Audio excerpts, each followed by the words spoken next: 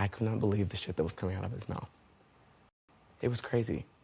I was like, if you want to fix this, give us some ammunition of what we need to do, who we need to look out for next week, because you have blown it. He kept saying, like, I mean, the whole conversation was just a contradiction. Like, I'd be like, if you had heard that Miesha was against you, you would have gone and asked her and you wouldn't have believed it. He was like, you're probably right. And then later he was like, no, can't say that would be the case. I'm like, you can say it. You already did.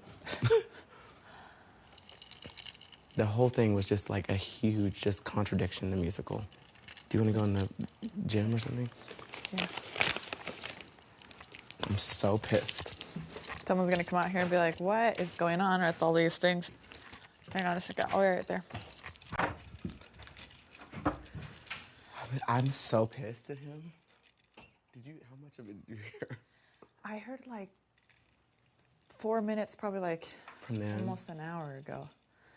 And then I went in, I was just cleaning, and I was going to listen in again, but they called me into diary. So I literally was like, standing I out there hope for she's like listening to 20 this. seconds before you came out. Damn it. He just keeps trying to create this narrative. He's like, that's fine. I'll walk out with my head held high. And I'm like, you keep saying that as if you're waving some white flag and walking out as a noble guard or something. But Right. You started a fire, and now you're leaving the house and leaving me and Miesha to pick up And the ashes. not really looking at the reality of it. Yeah. He's just... And he's like, well, I heard you. But I was like, right, but I wasn't gunning for you. And when I heard it from people, it was actually true. So I responded to what I heard and to the behavior you gave me. I never was not talking to you. You paid me dust. You wouldn't look at me. And now you're mad that I'm doing it back to you.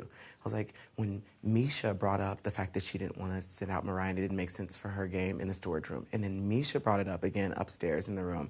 And I did say, like, I just want to make sure that it looks the right way and that we are talking about the right things in an effort to save you and your reputation. Like, I just want to make sure that you know what it's going to look like, because you keep saying that you have a life outside of this. You have a child, whatever. And at the end, did you hear what I was like?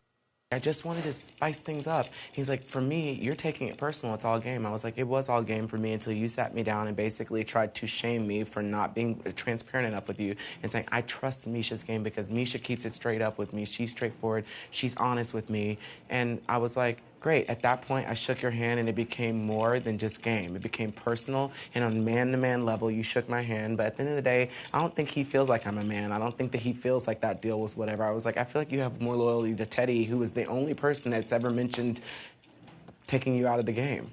Yeah. When I walked up, I heard him saying something,